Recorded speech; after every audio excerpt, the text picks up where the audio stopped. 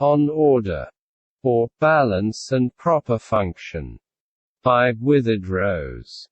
Often used in politics, and a favorite among reactionaries, is the word order.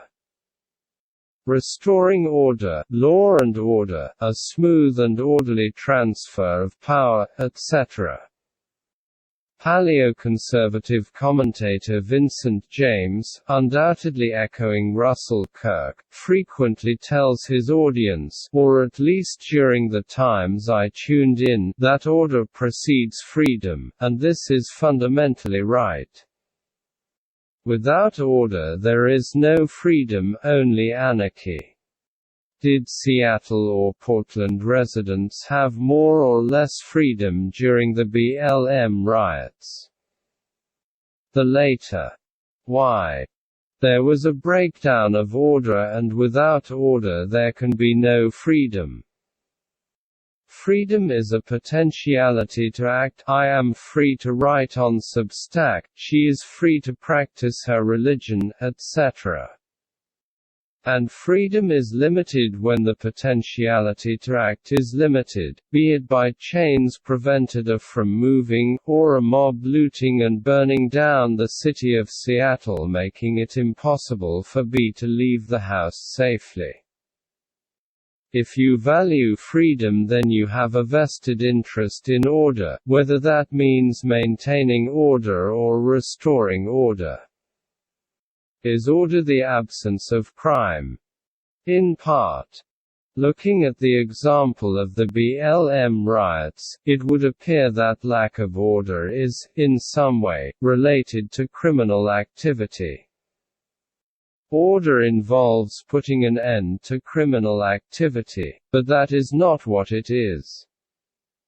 Order is law, if understood in a certain sense. Most appropriately, order is best understood as balance.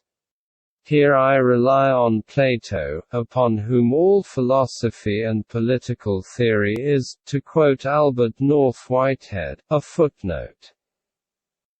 Edmund Burke and John Adams will also be echoed here, seeing that the defense of a tripartite constitution was, though they never say it explicitly, a reformulation of Plato. There is order in the soul when the intellect rules, when the chest animates, and when the appetites are restrained. 1 Souls ruled by the appetites are bestial, souls ruled by the chest are imprudent and unwise. Without a solid chest, a soul cannot be moved to virtuous or heroic action. Lacking appetites is unnatural and mechanical. Like, absent of intellect, a soul wanders aimlessly. Each part of the soul has its proper function, and order in the soul is when all parts operate according to their function.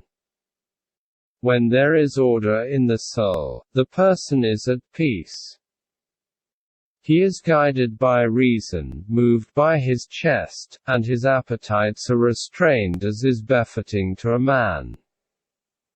If you do not accept this tripartite model of the soul, or if you do not believe we have souls, then treat what has just been said as a poetics used to illustrate the human condition.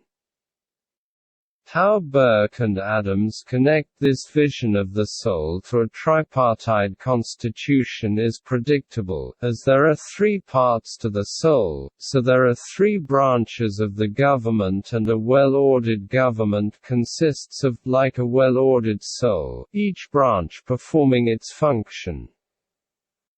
Governmental instability is the result of either 1. The branch ceases to perform its function, or b. when one branch assumes the function of another branch.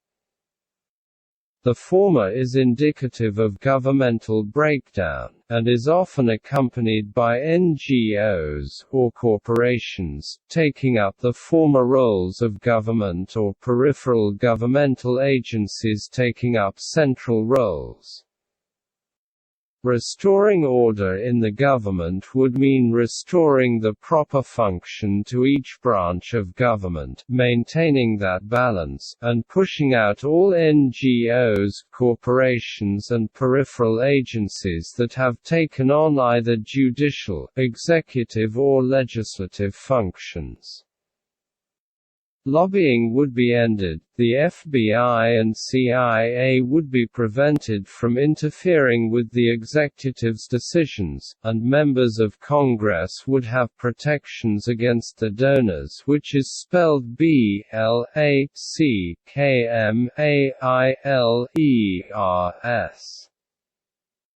Such a task would be hard beyond measure, given how powerful extra-governmental forces, BlackRock is a prime example, are and how invested they are in hijacking functions not proper to them. Understanding order in terms of proper function and balance applies to non-tripartite structures just as well as tripartite structures.